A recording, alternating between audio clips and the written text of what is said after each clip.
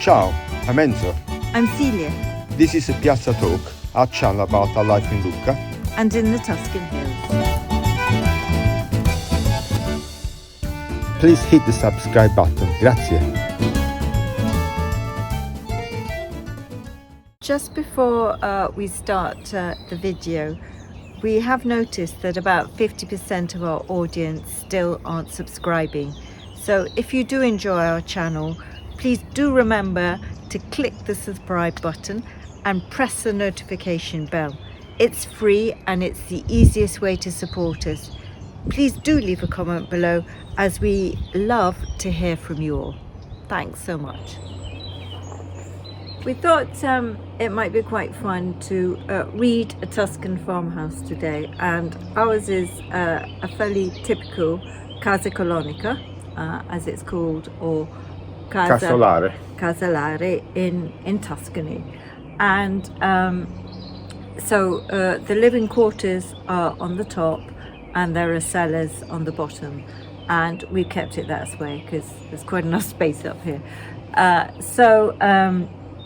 And it also means the animals were kept below, which helped heat the house, and it stopped the mice as well.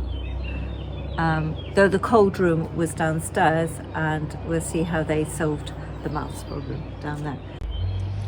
There are stone steps that come up to the front door, and we have the terracotta tiles on the terrace. sort of entrance balcony. Entrance balcony, yes, it's right. If you want to go over there, which then looks over the valley. And these houses were very much built for their position, for the sun and the cool. So this was a real working farm, and they grew wheat, they had olive oil, there were donkeys and horses, and they were great producers of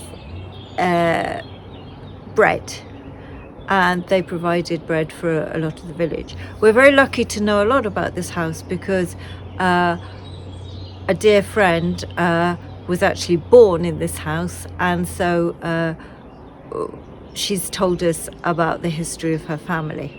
These farmhouses were called casa colonica because usually more than one family lived in them, and the architecture of them changes according to where you are in Tuscany. So this is typical of this area of northern Tuscany. So as you see, it's made of stone, and between the stones is lime, and then the roofs are terracotta, and so we'll explain later how they work.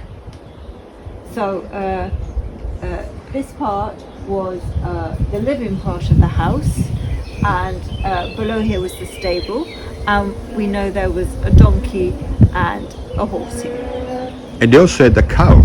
The cows were at the other end. The windows have shutters which are called scuri and not persiana because these are solid, and they very much keep the heat in the winter and the house cool in the summer. The cellars all have their original doors, and this was the stable, and there we go inside.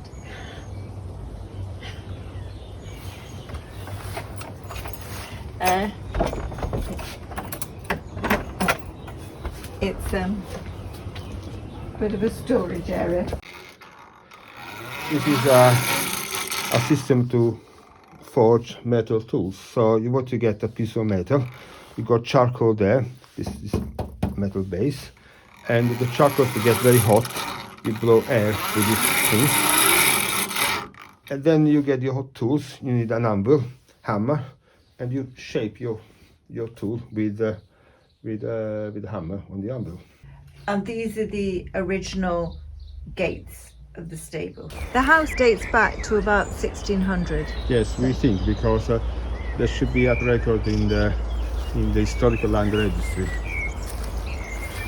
And there are several stones with different dates, which is probably when the house has been repaired or added to. And underneath the staircase there are these empty arches, which is for drying your wood. And this is the entrance to the wine cellar. Is where they used to actually make wine. Yeah, and inside is a big vat. This vat here, we think, is probably at least 150 years old, and such it should be probably restored. The cellar was also used as a cold store, and net cages hung from the ceiling to hold cheese and salami and so on to stop the mice getting at them. Here we've got several damigiane, which I collected over the years from rubbish bins because I think they should be saved. And also Damigiana, even this one should be 54 liters. It's a kind of almost like a standard capacity, and it's always for wine.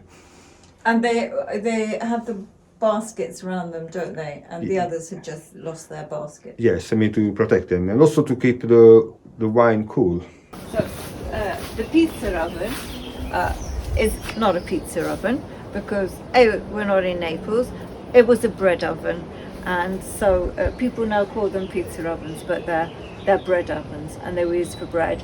And Assunta, who is our friend who lived here, and was she always said that they never got fresh bread because you always ate all the old bread before the new bread, so you always had stale bread. So this part of the house, the kitchen was there. Under here there were more animals, and we can look at the pig's trough. Now this part of the house, which are now bedrooms, were actually the wheat store. So the living quarters ended after the kitchen, and this was the wheat store, and below was where the cows were kept. And the wheat, it seems incredible, and we had guests from Australia once who couldn't believe you'd even consider doing agriculture on terraced land like this. But the wheat was grown over in what we now call our orchard, and of course there were the olive trees. When we came to this house, we found a lot of ancient tools, and in particular we were intrigued by this one here that is called Gitto. So I have to ask around the purpose of these specific tools there, and it was actually for a septic tank. There was a septic tank under the house, an ancient septic tank, and they were using the content of this tank for manure. So it would mature a certain number of weeks or months, and then they would remove the manure with this tool here. In particular, I have to say that to know if the tool was manure, the patriarch of the family would actually taste it. They don't ask me how it would taste, but they say, oh, it's ready now. This house has got a very large roof, and when it rains, there's a large amount of water that can be collected. So somebody thought in the past that we can collect the water in a tank. So that's the tank. The tank is quite big. We can have up to 10,000 liters of water, equal more or less to 4,000 US gallons. And initially it was used for every use for the house before they got water from the mains, and it was cleaned. They used to clean it at least every year. And there are two chambers, aren't there? So it's Yes, filtered. there's one chamber there to clean the water. There is a step, and then the water is cleaner. We had it cleaned, years ago. It was not actually that dirty. And also, they had, if they ran out of water, it was delivered. This is a typical Tuscan roof, and you can see there are two different kinds of tiles. The flat ones called emblici, and round ones called canalette. These two different kinds of tiles, when they slot into each other, they keep the roof completely waterproof, and there's no water coming through. You can also see there are some stones that they are very useful. There's wind, and also stop the tile sliding down.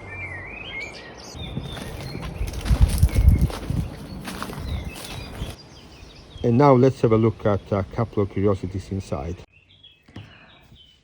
This is an example of Arte Povera, which was done by Assunta's grandmother.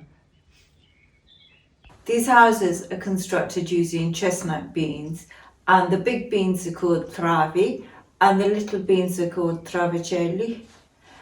And between them is terracotta. Yes, they're called mezzane. Mezzane, and on top of is another layer of terracotta, which is the floor. Yes. And nowadays they put a net in the middle to. Yes, like a mesh. And you can see that there are baskets hanging off the beams, and again these were always hanging from the beams because they stop the mice getting the food.